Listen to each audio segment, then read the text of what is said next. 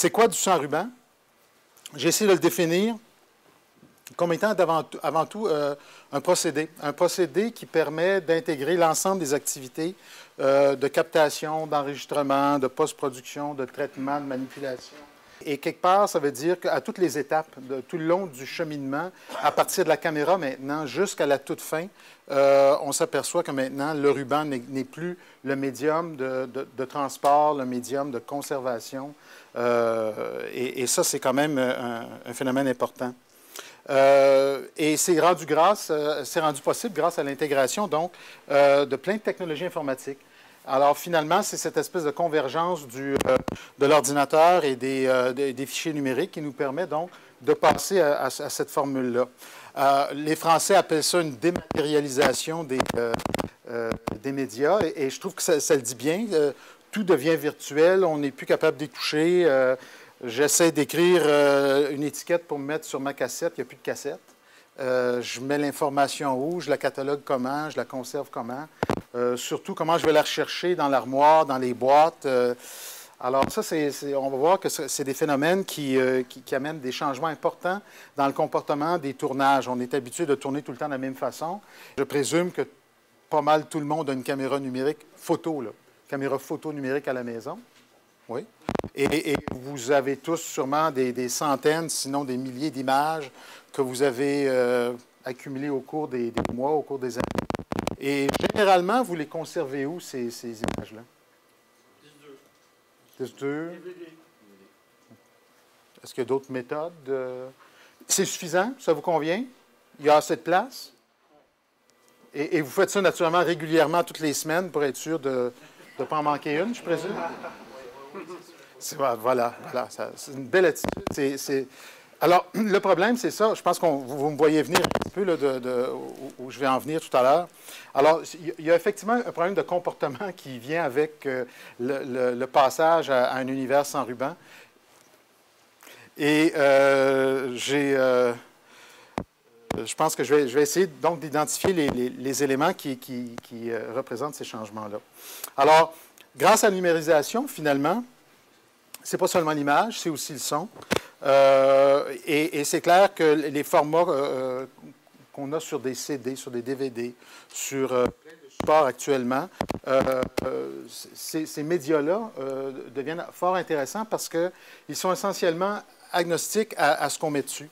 Que je mette un fichier de musique, un fichier d'image, une photo, un clip vidéo, le médium, il s'en fout. Il n'est pas associé à une infrastructure mécanique ou électromécanique pour pouvoir ni le stocker ni le rejouer. C'est assez universel. Tout ça, ça se passe sur des réseaux en plus. C'est-à-dire que de se transmettre l'information, c'est plus une question de passer ou de prêter à quelqu'un un support physique, de le mettre dans la poste, de l'envoyer par messager ou quoi que ce soit. On le fait maintenant par des moyens complètement virtuels aussi et qui, finalement, n'ont pas de limites ni de frontières. Alors ça, c'est quand même un phénomène drôlement intéressant. Parlons quelques minutes des rubans. Parce que si on n'est pas parlé de 100 rubans, peut-être qu'il serait bien de caractériser ou du moins d'identifier quels sont les phénomènes et les comportements qui vont avec notre héritage de ruban, tout ce qu'on faisait sur ruban. Et si je parle strictement de l'aspect, une fois que c'est capté, et pour après ça le monter, le traiter et finalement le produire, bien, on a nécessairement besoin, tout d'abord, le support qu'on a, le ruban qu'on a est associé généralement à un appareil, à un mécanisme d'enregistrement et de lecture qui est propriétaire. Donc, il n'est pas question de prendre la cassette du fabricant A et de la mettre dans le lecteur du fabricant B. Généralement, ces choses-là sont intimement associées. Donc, ce mécanisme de sortie ce qui sort de la machine, ce qui sort du magnétoscope, doit se rendre dans une carte de numérisation pour ensuite l'interpréter et le transposer sur le système de montage. Le problème, c'est que maintenant qu'on est dans cet univers virtuel en montage, et ça, c'est fort confortable, le problème, c'est qu'il va falloir ressortir éventuellement sur le ruban. Et cette problématique-là impose à la fois d'avoir, encore une fois, un mécanisme de sortie, donc une carte de sortie qui a les résolutions et la capacité nécessaire à faire, mais aussi les magnétoscopes, l'appareil qui va enregistrer sur le ruban voulu pour finalement se retrouver, encore une fois, sur une cassette. Alors ça, c'est un comportement avec lequel on est très familier. Et si vous êtes dans le monde de la production, c'est encore probablement votre réalité quotidienne. Cependant, il faut savoir qu'à d'autres niveaux, déjà, ça commence à disparaître.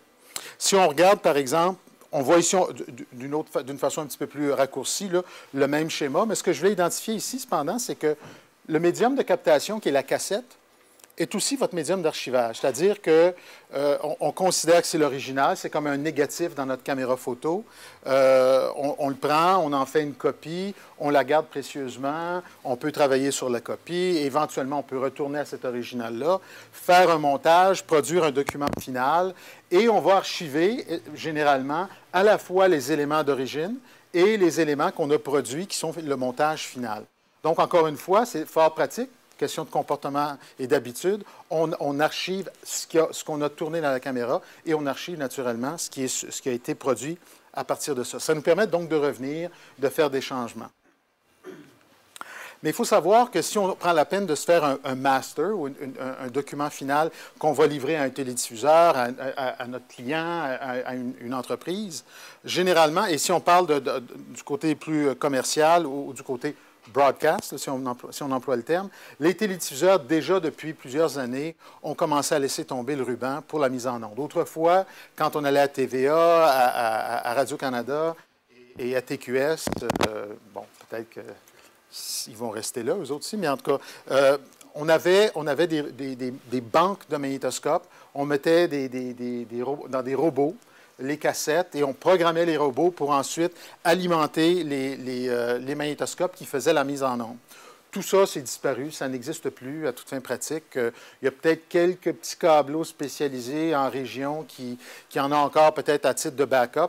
Je vous dirais même que, étrangement, nos grands diffuseurs privés ici à Montréal sont revenus un petit peu en arrière au niveau du HD, TVA par exemple, et TQS, et même probablement Télé-Québec aussi. Non, pas Télé-Québec, vous allez avoir des serveurs, vous autres. Vous êtes sur serveur. Mais les autres, cependant, pour l'instant, n'ont pas dédié de serveur, RDS, c'est le cas par exemple, n'ont pas de serveur dédié présentement pour la mise en onde HD. Ils en ont pour toute la mise en onde en définition standard toutefois. Mais ce à quoi je veux en venir, c'est que tout le truc que vous êtes donné à faire un beau ruban, un beau master, ça va être pris. On va copier ça sur un serveur et on va mettre la cassette sur une tablette et c'est même pas ça qu'on va archiver. Il est même fort possible qu'on réutilise votre ruban à d'autres fins parce que pour eux, ce qui est l'archive et ce qui est le contenu, ça réside maintenant sur des serveurs. Donc, il y a des mécanismes de gestion de contenu. Le terme anglais, c'est asset management, une gestion d'actifs audiovisuels qui permet donc de cataloguer et d'identifier le matériel et de le garder à long terme. Et quand je dis à long terme, pour un certain temps, généralement, c'est conservé sur les serveurs, mais on va passer rapidement sur des rubans, mais pas des rubans magnétoscopiques, des rubans de data, des rubans de données, qui sont des rubans d'archivage. Et de toute façon, on va en parler un peu plus tard dans la soirée.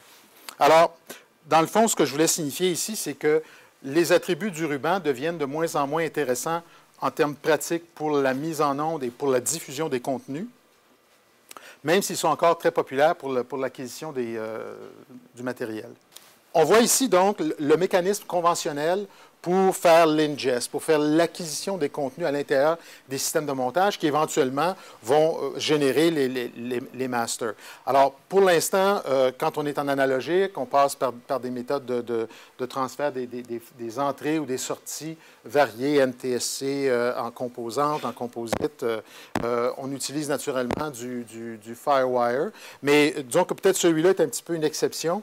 Mais si on regarde le SDI ou l'analogique, dans ces cas-là, c'est un transfert qui est en temps réel. Donc, il demande un certain temps pour faire l'acquisition ou l'ingest des contenus. Et par la suite, on va déposer les cassettes dans des caisses, dans des boîtes, puis on les oublie. Ça, c'est la forme traditionnelle. Et on peut se poser la question, est-ce qu'on travaille en compressé ou en non compressé? Et ça c'est la raison pour laquelle je posé tout à l'heure la question, est-ce que vous travaillez en SD ou en HD? Alors, si vous travaillez en SD, la notion de l'option compressée ou pas compressée, c'est un peu comme le capitaine Haddock, ceux qui se souviennent des Tintins, la barbe au-dessus de la découverte, en dessous des couvertes, non? Ça ne vous dit rien? OK. il n'y a pas d'amateur de Tintin ici à soir. Alors, en définition standard, c'est donc envisageable de travailler sans compression et de se prémunir contre les pertes de qualité ou contre les problèmes que ça peut engendrer. Mais en HD, ce n'est pas le cas. En HD, on a tellement de données numériques à transporter que même sur les formats d'acquisition sur ruban, on est obligé de faire une compression qui est souvent quand même assez considérable. Si on met de côté le format HD CAMESR quand on le travaille en RGB et à plein échantillonnage 444, la plupart des autres, on parle de phénomènes de compression qui vont facilement de 5 à 10 à 20 à 30, 30 pour 1. Et c'est à peu près la seule façon qu'il est pratique de travailler ces contenus-là. Alors, on peut le faire si on veut garder le format natif du ruban. Certaines compagnies ont fait des arrangements avec les fabricants de caméras pour justement transposer sur leur appareil le codec qui est employé pour la création des images. C'est le cas d'Apple avec Panasonic, par exemple.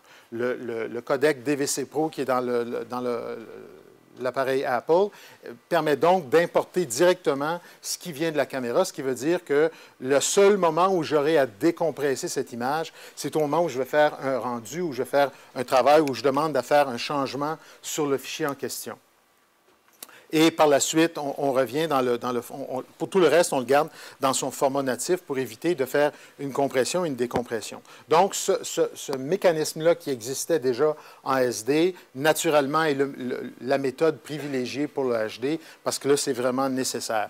Travailler sans compression en SD, ça représente quand même pas mal de données, mais aujourd'hui, au coût des disques durs, on se débrouille quand même pas mal, puis on cherche à travailler parfois sans compression. Mais en HD, ce n'est pas le cas.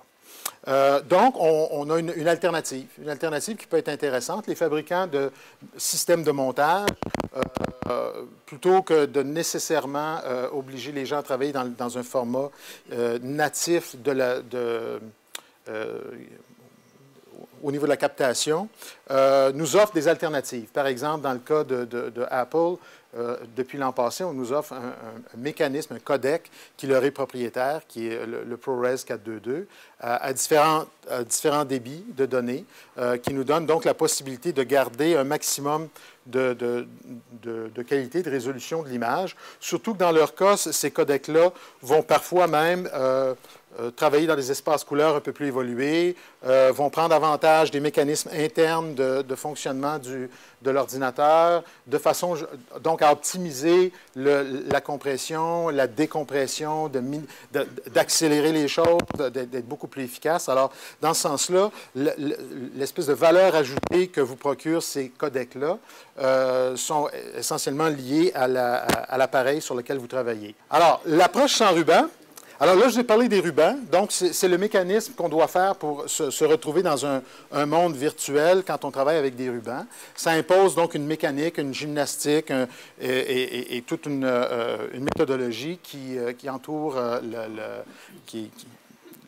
la gestion de ces rubans-là, ou du moins le fait qu'on ait utilisé des rubans pour la captation. Quand on travaille sur des supports virtuels, donc sans ruban, des cartes P2, des cartes S-by-S, on a des DVD de Sony, des ProDisc de Sony. Ce sont tous donc, comme je vous disais tout à l'heure, c'est comme des CD, c'est comme n'importe quoi. Ce sont des mécanismes qui sont à toute fin pratique agnostiques du contenu. Ben, jusqu'à un certain point. À l'intérieur de l'univers du fabricant, il y a quand même un côté propriétaire qui demeure dans ces mécanismes-là, sauf que je dois dire que dans le cas de la carte S-by-S de Sony, c'est un produit qui est développé par un fabricant de cartes, c'est même pas Sony qui les fabrique. Donc, c'est une norme, le format physique, l'interface physique, le ExpressCard 34 est aussi une norme à laquelle adhèrent tous les fabricants d'informatique, ce qui est le cas aussi pour les cartes P2. C'est juste qu'eux, leur norme est un peu plus d'âge, si on peut dire. Celle-ci, c'est la nouvelle forme. Alors, la méthodologie, et on aime bien utiliser le terme anglais, le workflow, permet donc de traiter le fichier tout le long dans sa forme fichier, c'est-à-dire je n'ai pas besoin de faire une lecture nécessairement du contenu, je peux carrément le copier comme si c'était un texte, comme si c'était une image, comme si c'était un clip de musique. Et le côté intéressant d'ailleurs, c'est qu'on peut mélanger en plus les formats d'enregistrement qu'on aura choisis. Vous allez voir tout à l'heure que plein de caméras maintenant et de caméscopes vous offrent la possibilité de tourner dans plusieurs formats et on n'est pas tenu à un mécanisme d'enregistrement pour chacun des formats. On peut les mélanger et ça, c'est fort efficace. Et finalement, tous ces mécanismes-là font usage de mécanismes de lecture qui sont souvent extrêmement simples, qu'on utilise de toute façon dans notre quotidien, un ordinateur, un laptop, ou nous offrent des lecteurs spécialisés qui sont aussi légers, qui ont quand même une certaine capacité et qui peuvent nous aider à différents niveaux, soit au tournage, soit à la post-production. Alors, ils sont très variés, puis on va pouvoir en voir la nature tout à l'heure.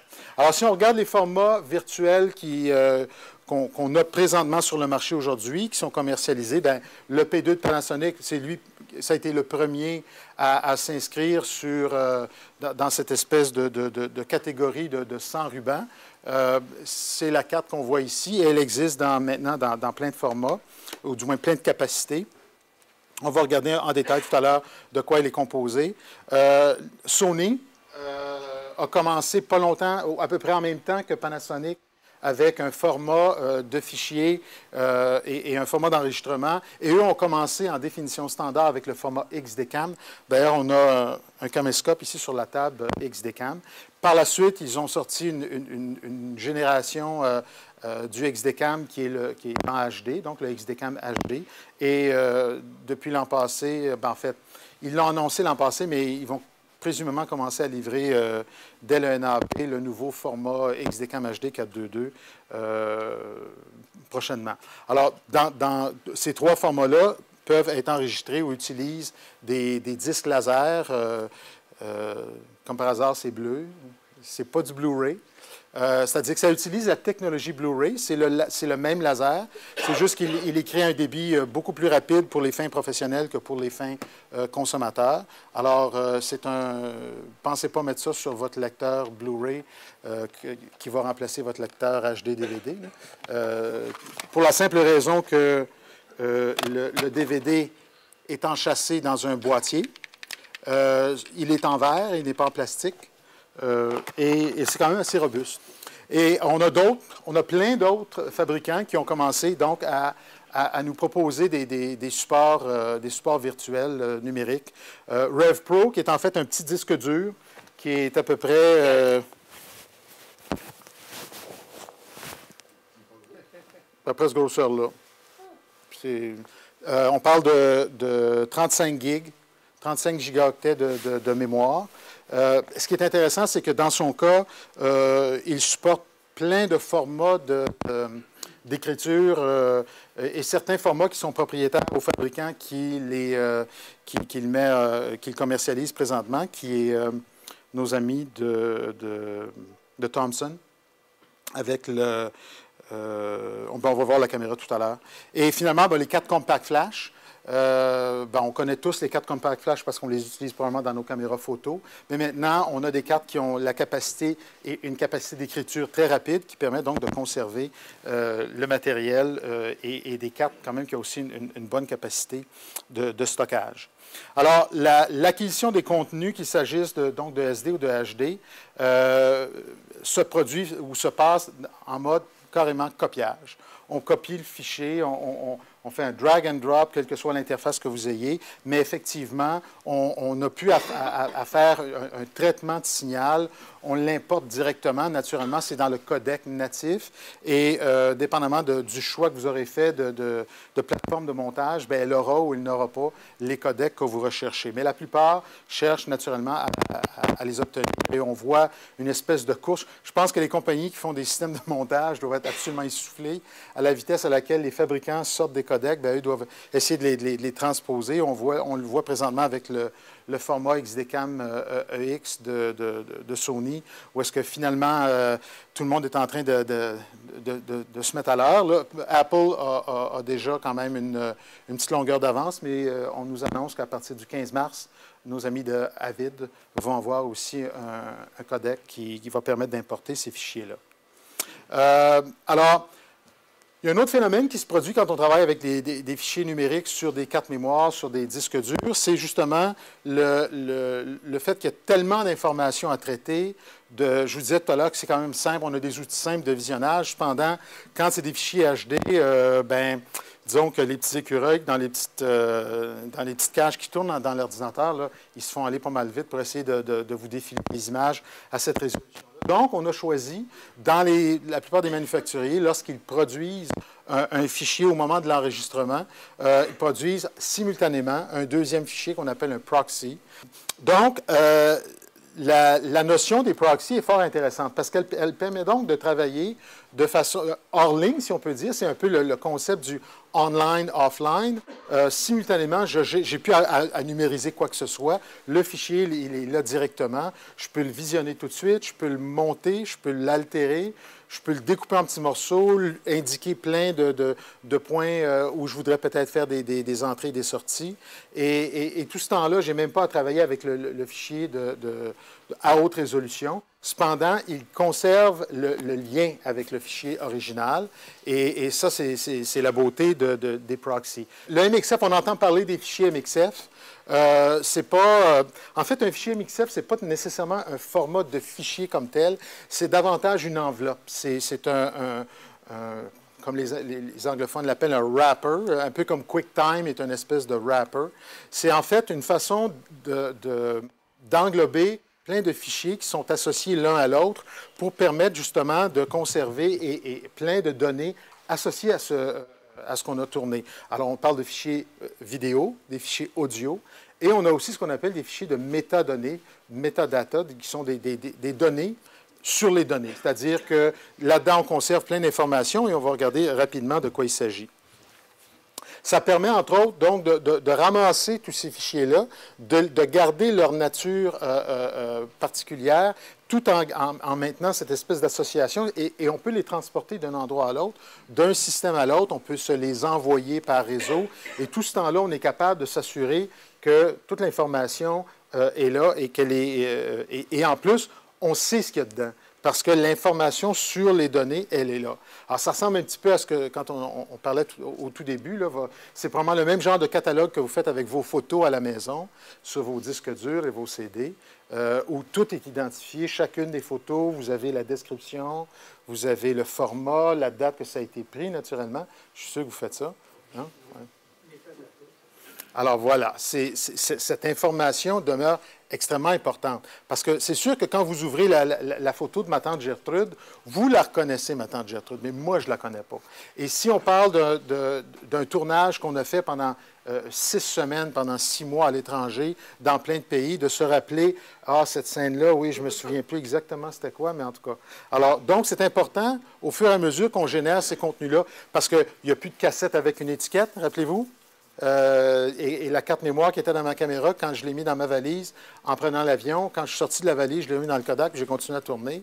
Là, je n'ai pas nécessairement pris la peine d'écrire sur le bord de la petite carte mémoire ce qui en était. Donc, il y a un mécanisme qui est utile et qui sert à cette fin-là. Alors, le MXF, c'est comme un mécanisme de transport, si on peut dire, mais qui lui aussi permet d'accueillir donc à peu près tous les fichiers que vous pouvez avoir. Ça peut être des photos, ça peut être du son, ça peut être à toute fin de pratique n'importe quoi.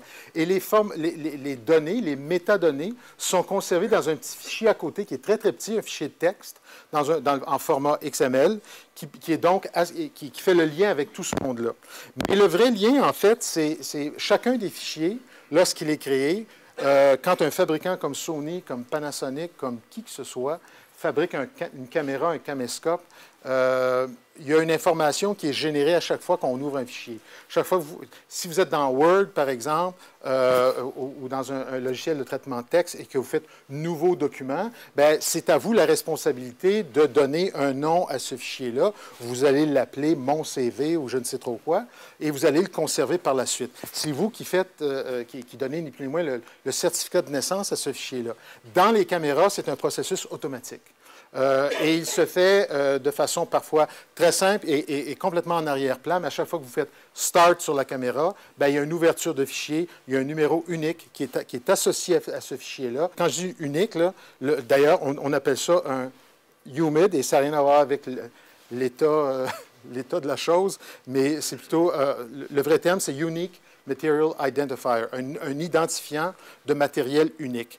Alors, toutes les caméras ont un mécanisme qui génère le humid. Le humid de base, c'est 32 bytes, donc c'est quand même pas mal d'informations. Et ce qui est intéressant, c'est que dans le humid de base, ce qu'on génère comme information, c'est un label universel et ensuite un numéro de matériel. Et ça, ça fait partie de la caméra, c'est son numéro de série à toute fin pratique, appelez-le de même, ce n'est pas le numéro de série de la caméra, mais c'est son nom de baptême et il va rester avec elle. Alors, tous les fichiers qui sont générés par cette caméra-là auront tous quelque part le numéro humid en question. Mais ça va plus loin que ça. On peut, dans des mécanismes de humid étendus, c'est là qu'on arrive à ce que tu mentionnais, des caméscopes comme celui-ci, le XD-Cam, derrière, on peut mettre une carte GPS, par exemple, qui permet donc d'identifier exactement où la caméra est.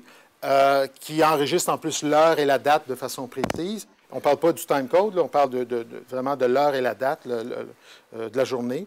Et en plus, on peut même rajouter des informations spécifiques à l'usager. Caméraman numéro XYZ de TQS au Canada, qui est un télédiffuseur quelconque.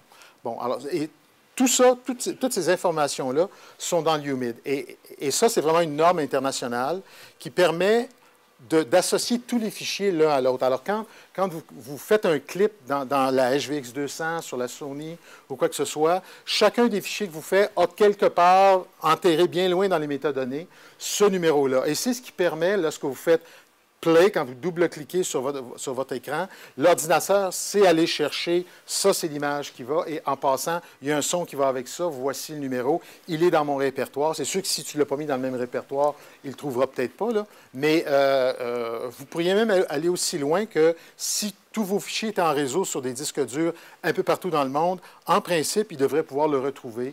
Ça va peut-être y prendre un petit peu de temps, mais ils vont se retrouver. Alors, parlons rapidement des caméras. Caméra, caméscope, j'aime bien utiliser les deux termes de façon distincte. Alors, j'ai Vanna White qui va nous montrer on n'est pas rendu là. La P2, bon, encore une fois, c'était la première. Là, on parle ici de caméscope professionnel. Bon, c'est pas une question d'être plus meilleur qu'un autre, c'est juste que c'est des appareils quand même assez coûteux, dans lesquels on a inclus des fonctions et des attributs qui répondent à un besoin industriel, donc des caméscopes assez robustes. Alors, P2, généralement, ces caméscopes-là ont 4 ou 5 fentes pour inclure les cartes. Les cartes sont rendues aujourd'hui à 32 gigaoctets et on va voir qu'il y a quand même un cheminement et une stratégie pour aller encore plus loin que ça.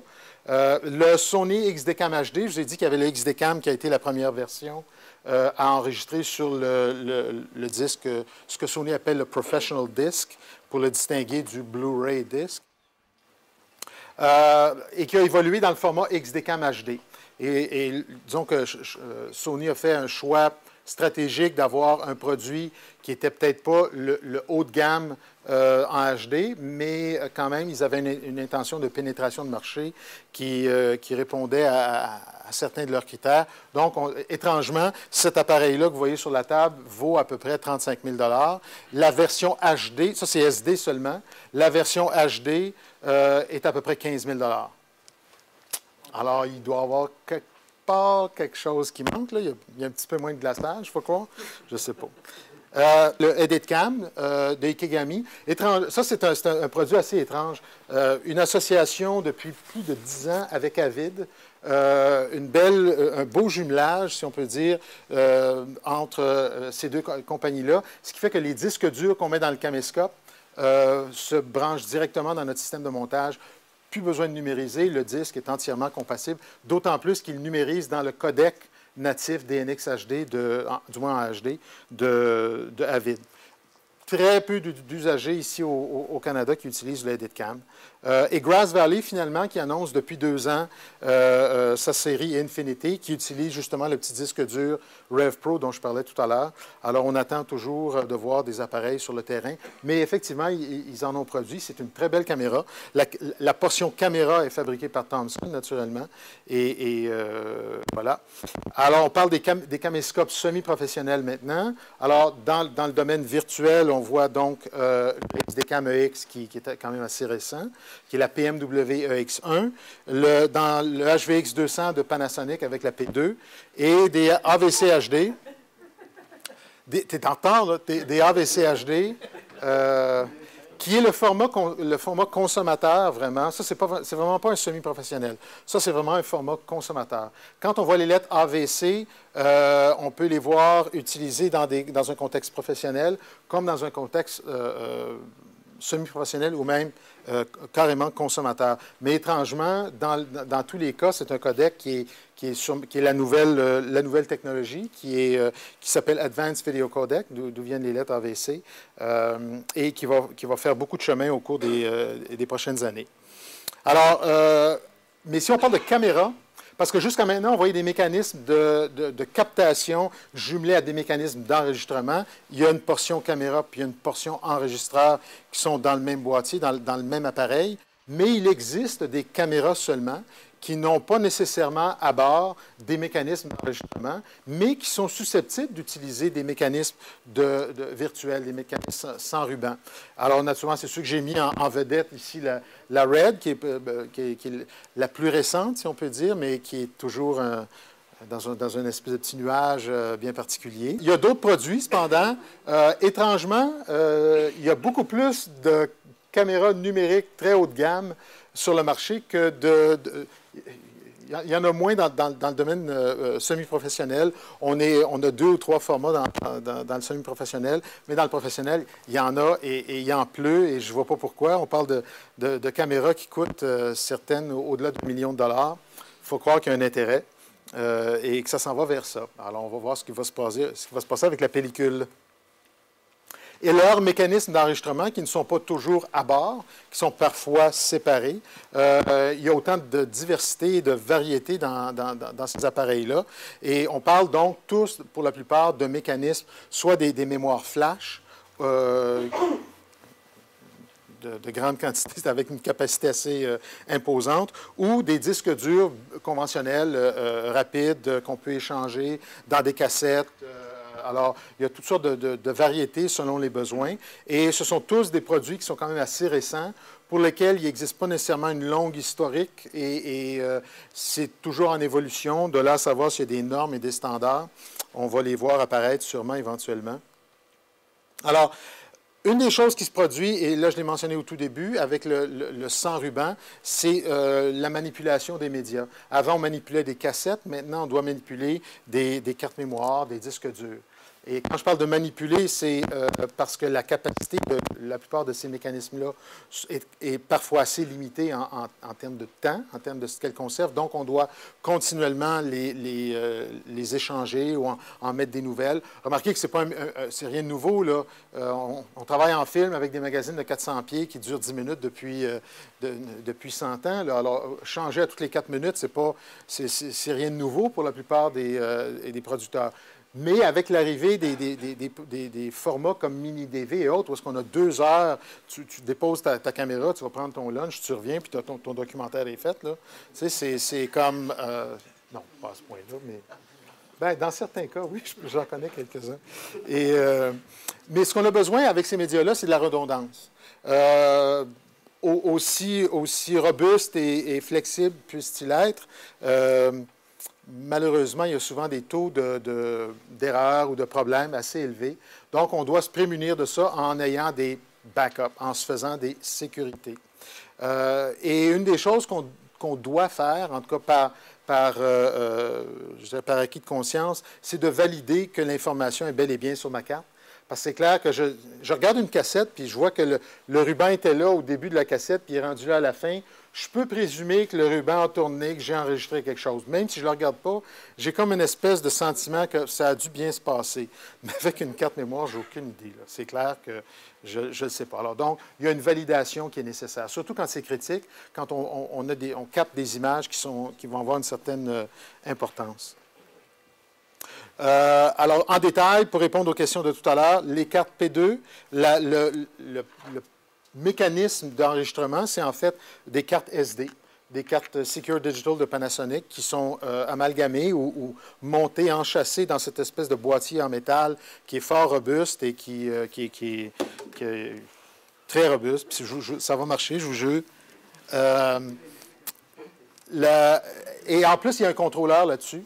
Il y a un contrôleur RAID.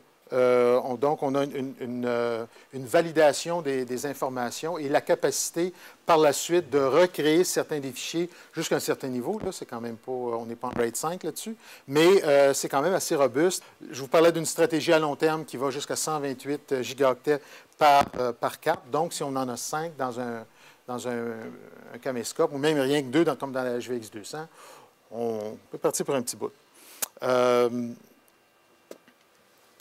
Les capacités, on n'ira pas en détail, mais seulement pour vous dire que, règle d'or, à peu près 1 gigaoctet de la minute sur une carte P2 en format 1080, c'est à peu près la norme. Si on travaille en 720p et qu'on travaille dans le mode N, on élimine les cadres additionnels et on peut se rendre jusqu'à 20 minutes par carte de 8 gigaoctets. Donc, c'est quand même fort intéressant.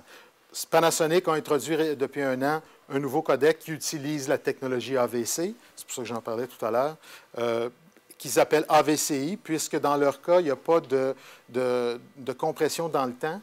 On ne fait aucune compression temporelle, on fait que de la compression spatiale, et on arrive malgré tout à doubler la capacité des cartes si on utilise un débit de données inférieur. Dans le cas de Panasonic, ce serait 50 mégabits seconde. Mais on pourrait effectivement conserver le 100 mégabits seconde du format DVC Pro et à ce moment-là, obtenir une qualité qui correspondrait à si on avait tourné à 200 mégabits seconde. Donc, ça, c'est fort intéressant. Alors, je vous disais tout à l'heure que Sony a sorti le XDCAM HD sur le Blu-ray. On parle donc d'un débit de données de 72 mégabits seconde. C'était ça, je crois, la question. Et une capacité présentement de 23 gigaoctets par disque. Cependant, je vous mentionnais que Sony vient d'introduire un nouveau format qui est le XDCAM HD 422. Les disques qui vont être utilisés pour le 422 vont être des Pro Discs aussi, mais 50 gigaoctets, qui ont 2 couches. Le projet de Sony, c'est d'aller à 6 couches, éventuellement, sur le disque Blu-ray, donc donner éventuellement une capacité quand même assez exceptionnelle, sûrement facilement autour de 200 gigaoctets par disque. Cependant, il faut dire que le lecteur 50 gigaoctets, ça prend un lecteur spécial, une nouvelle génération de lecteurs de Blu-ray. Les lecteurs actuels ne pourront pas lire le format. Cependant, le nouveau format pourra lire les anciens disques. Alors, il y a au moins une compatibilité rétroactive, si on peut dire. Alors, ce sont des disques, naturellement, qui sont réinscriptibles, mais vous allez voir que, et je reviens toujours à ma question de comportement, étrangement, quand on va commencer à mettre un prix sur ces cartes-là, on va s'apercevoir que, oui, c'est une chance que c'est réutilisable. Dans le cas d'un disque comme celui-là, on parle d'un coût qui est à peu près le prix d'une cassette aujourd'hui. Donc, on a tendance à revenir en arrière un petit peu puis faire un peu comme avant, le médium de captation et le médium d'archivage. C'est peut-être pas une bonne idée, mais en tout cas, pour l'instant, ça comble bien des besoins et ce n'est pas une mauvaise stratégie à court ou moyen terme. Les débits d'enregistrement sont multiples. Sur le format XDCAM HD, on travaille en 4.2.0. On va voir tout à l'heure en quoi ça consiste. Et on peut travailler avec des débits variables ou des débits fixes, ce qui nous permet d'avoir toute une gamme de durée. Et finalement, ça s'appelle S by S, S par S. Le X étant un multiplicateur ici, non pas la lettre X. Alors, c'est une carte développée par SanDisk qui a une capacité d'écriture très, très rapide, disponible présentement en 8 et bientôt en 16 gigaoctets, avec une stratégie qui devrait aller jusqu'à 32 gigaoctets. Correspond à la norme Express Card, donc c'est les nouveaux formats de carte mémoire qui vont dans les PC, dans les laptops, dans les Mac et tout. Et ce qui est intéressant, c'est qu'on nous offre maintenant deux formes d'enregistrement, deux formats d'enregistrement. Un qui est celui que Sony a introduit avec le HDV et qui est essentiellement à peu près le même format qu'on retrouve sur le XDCAM HD. Donc, c'est un flux de transport MPEG qu'on utilise pour enregistrer. Mais dans le cas du EX, le petit caméscope qu'on voit ici, on peut travailler à une résolution supérieure. Et on est toujours en 4.2.0, malheureusement, mais c'est quand même déjà un avantage de passer à une résolution supérieure. Puis on va voir de quoi il s'agit. Alors, deux modes d'enregistrement, le mode HQ, High Quality, et Single Play. Dans le cas du High Quality, c'est 35 mégabits seconde en débit variable. Et les durées d'enregistrement, naturellement, vous voyez, on parle de 25 minutes pour une carte de 8 gigaoctets à une résolution de 1920 par 1080. Donc, ici, on parle d'un capteur d'un demi-pouce qui donne effectivement la résolution de 1920 par 1080. Il n'y a pas de pixel shifting, comme on retrouve dans d'autres formats ou dans d'autres mécanismes de captation. On peut travailler en 1280 par 720 si on le désire, pour aller chercher un 60 images secondes, ce qui nous permet de faire du ralenti, par exemple. On peut aussi enregistrer dans le format HDV qui est 1440 par 1080. Alors, on a parlé tout à l'heure de manipulation des médias. Parlons maintenant de gestion des fichiers. Il faut appeler nos affaires, parce que quand on va domper ça au monteur ou à la monteuse, quand ils s'appellent tous le même nom de fichier, on voit ce que ça donne. Hein? C'est pas très utile. Et c'est une bonne chose de parler, justement, si vous êtes la même personne qui fait la captation et le montage, tant mieux. Parlez-vous à vous-même. Mais si vous faites ça en équipe, parlez-vous entre vous deux, parce que ça se peut que ça mène à des petits problèmes. Donc, ne pas négliger le processus tout le long de manipulation de ces fichiers-là, parce que d'autres vont devoir aller retrouver sur votre disque de je ne sais combien de terabytes. Il est où le fichier? Il s'appelle comment le fichier? Et sur le tournage, sur le plateau, on parlait tout à l'heure de redondance des médias. Bien, naturellement, et surtout si vous le faites de façon plus professionnelle, les assurances vont probablement vous exiger une certaine sécurisation des contenus, que ce soit strictement en les copiant, deux fois en faisant un miroir. Bon, il y a toutes sortes de mécanismes, et on va les voir tout à l'heure pour arriver à sécuriser les contenus qu'on tourne. Alors, idéalement, on aimerait ça dédier quelqu'un sur le tournage, sur le plateau, qui va s'occuper strictement de gérer nos médias, gérer les fichiers. C'est vraiment la façon de faire. Le terme en anglais, c'est un data wrangler. C'est le cowboy qui ramasse les bœufs, là, qui ramasse. Bon. Alors, la personne qui ramasse toutes les données pendant le tournage, assurez-vous que cette personne-là sait ce qu'elle fait, parce que tout dépend quand même pas loin de sa compétence pour être sûr qu'à l'autre bout, il reste quelque chose et qu'on ait effectivement les contenus. Alors, ce n'est pas une tâche mineure, c'est quand même essentiel. Visionner du matériel avec le Tape-Plus, il n'y a rien de plus simple. Et surtout que les médias qu'on utilise pour visionner, et Marc-André va vous en parler plus en détail tout à l'heure. Alors, dans ce cas-ci, on voit que dans bien des cas, sur les écrans même des caméscopes, on peut retrouver des thumbnails, des espèces de... La version française de thumbnail? Des vignettes. Voilà. Des vignettes qui nous permettent donc, on clique dessus, on l'y touche, on fait, bon, dépendamment du mécanisme, et on peut rejouer le fichier directement sur la caméra. Alors ça, c'est pas une mauvaise idée de vérifier ce qu'on a tourné. Regardez, il n'y a pas d'usure, il n'y a rien qui va se briser, le ruban ne se pètera pas parce que vous avez fait un rewind. Dans ce cas-ci, moi, je vous invite à le faire quand même assez régulièrement, si ce n'est que de vous assurer que tout est là. Le mécanisme de gestion de ces fichiers-là, c'est forcément les interfaces que les différents manufacturiers vont vous offrir ou que les mécanismes de montage aussi vous procurent lors de l'acquisition des contenus. Alors ici, on voit le clip browser de Sony. Et à titre comparatif, si on veut parler des coûts, et là, c'est des coûts prix de liste, là, je ne les ai pas magasinés et n'allez pas dire que... Essayez pas de l'acheter de moi, là, je n'ai pas une meilleure idée que qui que ce soit. Mais en principe, une carte Panasonic de 8 gigaoctets coûte à peu près 600 $. Je pense qu'en fait, le vrai prix de liste, c'est 520, quelque chose du genre. Si on regarde les cartes de Sony, la petite S-by-S, présentement, je crois qu'elles sont autour d'à peu près 800 $, mais on parle de 25 minutes de matériel. Alors déjà, il y a un aspect intéressant à ça.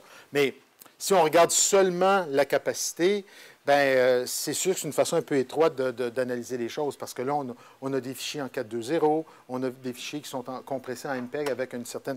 qui ne sont pas des cadres autonomes. On parle d'une intégration temporelle, mais quand même, on parle de quand même presque 3 fois la capacité.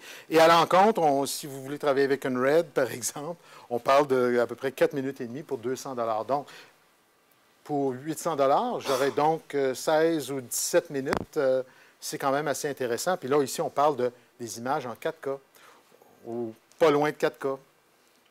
Donc, c'est quand même pas négligeable de voir l'espèce de variété, de diversité des prix qu'on retrouve. Alors, ici, j'ai juste voulu faire une espèce de tableau comparatif entre les formats EX1, le XDCAM EX, le XDCAM HD, qui est son petit frère, si on peut dire, ou son grand frère, et le HVX 200. Et j'ai mis ici des prix très approximatifs, là. Et c'est sûr que la résolution vient jouer un rôle important sur la capacité. Les prix les prix des médias sont quand même assez variables. Celui qui paraît le plus intéressant, c'est sûr, à 35 $ pour 60 minutes, c'est peut-être celui-là qui est le plus intéressant, sauf pour payer 15 000 $ pour le Kodak. Alors, tu sais, c'est une expression en anglais qui dit « you pay me now or you pay me later ». Tu me payes maintenant ou tu me payes tout à l'heure, mais tu vas me payer. Ça se paye. Le contenu, le résultat qu'on cherche à obtenir, il y a un prix à ça. Et quelle que soit l'espèce d'amalgame qu'on fait de un et de l'autre, à un moment donné, il faut s'attendre à payer pour ces choses-là. Alors, je parlais tout à l'heure des nouvelles tâches, et c'est pas clair. C'est pas clair ni sur le plateau, ni en post-production, ni à la diffusion. Si vous êtes maître de votre production, que vous gérez tout du début à la fin, tant mieux. À partir du moment où vous commencez à laisser les autres gérer les choses à votre place, assurez-vous qu'il y ait une méthodologie en place, que vous êtes en mesure de savoir où sont passés mes fichiers, comment je vais les gérer, comment je vais les mener jusqu'à bonne fin et comment on va les identifier. Ce n'est aussi simple que de se faire une espèce de lexique ou de catalogue pour au moins s'entendre sur comment on va faire les choses. On m'a demandé François m'avait demandé de parler brièvement du DIT, parce que quelque part, c'est un peu le profil de la personne qui fait cette espèce de traitement de signaux, mais qui va au-delà de tout ça. Sur les plateaux professionnels depuis quelques années, on voit apparaître justement ce technicien-là, une personne qui s'est comme autoproclamé « je suis l'expert en fichiers numériques ». Parce qu'il n'y a pas d'école. Je dis ça parce qu'il n'y a effectivement pas d'école. Il y a des gens extrêmement habiles qui ont développé des connaissances et des aptitudes et qu'on retrouve maintenant sur les plateaux et qui ont cette tâche justement de conseiller le directeur photo, toute l'équipe caméra, à savoir comment on va travailler les fichiers au moment du tournage, comment ils vont être transportés, comment ils vont être éventuellement reçus par la maison de post-production, parce que c'est une chaîne, cette affaire-là. Alors, ce métier-là est en train d'apparaître depuis quelques années. Et je pense qu'on pourrait même envisager qu'un jour, et avant trop longtemps, justement, l'espèce d'apparition de ces produits-là, qui sont un peu plus bas de gamme, qui nous forcent déjà au moment de l'apprentissage de nos premiers balbutiements cinématographiques vont peut-être nous rendre assez familiers avec ces technologies-là pour éventuellement qu'on intègre ces fonctions-là, ces capacités-là, ces connaissances-là dans les métiers actuels qu'on retrouve sur les plateaux. Alors, est-ce qu'il va toujours y avoir besoin d'un technicien en imagerie numérique sur les plateaux? Peut-être pas. Je pense que les gens vont s'ouvrir, vont s'informer, vont s'éduquer. Et il faut espérer que ceux qui sont en place vont transférer l'information à leurs collègues. Le son, très brièvement, je veux parler du son parce que c'est souvent le parent pauvre et c'est pas plus simple parce que c'est sans ruban. C'est même peut-être un petit peu plus complexe parce que les caméras maintenant, à des prix comme la HVX200 ou la Sony, on retrouve à peu près toutes les caractéristiques et tous les choix qu'on retrouve sur les caméras professionnelles. Et si vous ne savez pas trop ce que c'est ces formats-là, surtout quand on parle du timecode, là, ça peut vous mener dans un dédale assez embêtant. Alors, les choix que vous allez faire, il y a quand même une nécessité de s'éduquer un peu sur pourquoi on choisit telle ou telle chose. Avant, c'était aussi simple que de dire « start, stop ». Mais maintenant, on vous demande de choisir, OK, qu'est-ce que tu veux comme timecode? À quelle vitesse tu travailles? Est-ce que tu synchronises avec une autre caméra? Parce que la synchronisation externe, surtout si tu travailles en double système, mais là, qui est responsable du timecode? Qui est responsable de synchroniser ça? Certaines caméras ne travaillent pas en mode externe, donc c'est au montage que... Il faut tout essayer de ramasser ça et dire, bon, ça ne marche pas, c'est out of sync, qu'est-ce qui se passe? Et là, tu t'aperçois qu'on a tourné à 3 caméras, une en drop frame, 2 en on-drop, et là, oublie ça. La qualité de l'image, elle est forcément fonction de 3 éléments. La lentille, parce que c'est ça qui fabrique l'image, la caméra elle-même, le type de capteur, le format de capteur, et le mécanisme d'enregistrement. Les objectifs, bien, il y en a de tous les calibres, de toutes les sortes, mais dans certains cas, on n'a pas le choix. C'est la lentille qui vient avec la caméra. Alors, on voit par exemple sur la nouvelle Sony que Sony est allé un peu plus loin que d'autres à essayer d'intégrer une lentille qui a certaines fonctions et certains attributs mécaniques qui sont fort intéressants.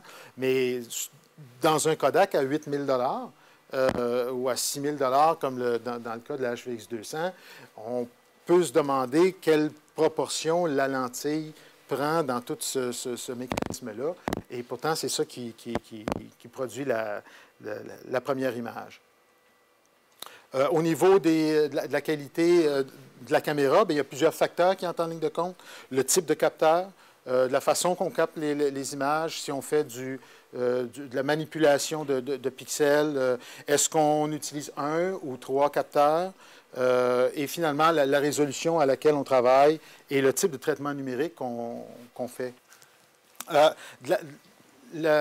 je parlais du signal, le signal vidéo, le traitement de signal, c'est clair que quand on travaille en 4-4-4, à plein échantillonnage, on a le meilleur de ce que la technologie peut nous donner, mais on voit apparaître de plus en plus, comme on a vu dans le DV, qui est du 4.1.1 ici en Amérique du Nord, bien, le HD est en 4.2.0 de plus en plus. Et étrangement, le 4.2.0 jusqu'à maintenant était un type d'échantillonnage qui se prêtait très bien à la diffusion et au transport, mais qu'on a commencé à appliquer maintenant à la production. Cependant, on part avec un peu moins d'informations. C'est clair qu'on doit chercher à compenser avec d'autres choses. Mais je vous dirais que c'est quand même une technologie qui se raffine et qui est quand même pas si mauvaise. Surtout si on la compare à du 4.1.1. J'aurais tendance à dire que le 4.2.0 est même mieux. Et laissez-vous pas tromper par le 0. Ça laisse croire qu'il n'y a pas d'information là-dedans. La nomenclature ne vient pas de là. C'est juste une façon différente d'aller placer l'information. La compression est un facteur important dans la qualité. On l'a vu avec le HDV. Ce n'est pas seulement la compression qui donne toute la saveur de l'image, on peut dire, mais elle joue un rôle important. Et c'est clair qu'avec les gains qu'on fait au niveau de la compression, et je parlais du AVC tout à l'heure, on va voir que la compression, elle est essentielle, elle est incontournable, mais elle est elle va de mieux en mieux, elle livre de plus en plus des belles images. Mais en même temps, je vous dirais qu'on s'habitue un petit peu aux artefacts de compression, puis on est peut-être un peu plus indulgent à ce niveau-là. j'ai essayé de séparer par genre. Quand on tourne, combien ça coûte si on tourne en HD, par exemple, avec des rubans? Là, j'ai choisi le format HD Cam, naturellement. C'est peut-être un petit peu prétentieux, mais quand même. On parle d'un coup de ruban, si on parle de 60 heures de tournage pour un documentaire, ce qui est quand même pas beaucoup, c'est très raisonnable. On voit aujourd'hui plus des 100 puis des 200 heures de tournage. Mais avec 60 heures de tournage, si je l'avais tourné en HD, j'aurais eu un coût d'à peu près de 2400 $. Et ensuite, il faut le numériser, ce Moses de ruban-là. Rappelez-vous, on travaillait avec des rubans. Bien, ça prend une machine pour le numériser, il faut le faire en temps réel, ça prend quelqu'un qui le fait, et le reste est le reste. Alors, ce coût-là se cumule. Si on le fait, on parle de fiction, où on parle d'un truc à la télévision, on voit à peu près donc les ratios de coûts de ruban. Et si on ajoute justement le coût en temps, parce que souvent, les dollars, ce n'est pas le seul facteur. Si on regarde le temps que ça prend pour faire ces choses-là, quand on doit numériser, c'est clair que le mécanisme sans ruban introduit des économies non seulement au niveau des dollars, parce que j'ai plus de ruban à acheter. J'ai quand même, mais je dois acheter des disques durs, je dois mettre en place des mécanismes de copiage. Alors ça, il y a un investissement à faire là-dedans. Cependant, c'est un investissement qui est souvent unique, ou du moins qui ne sera pas nécessairement récurrent entièrement. Alors, dans ce sens-là, dans le temps, il peut y avoir effectivement une économie d'échelle intéressante, mais il y a aussi l'économie de temps. On sauve du temps. Quand une émission comme, je pense à Occupation Double, quand ils font des voyages à l'extérieur du pays, ils partent comme le dimanche, ils reviennent le mardi, puis l'émission est en ondes le jeudi. Bien, regarde, si tu es allé tourner 30 heures de matériel dans ces 3 jours-là, parce qu'ils tournent à 2 et 3 caméras, puis ils suivent sans arrêt, bien, rien que le temps de numériser ça en passant par un ruban, puis le mettre là-dedans, regarde, le show est déjà en ondes, tu n'as même pas fini de numériser.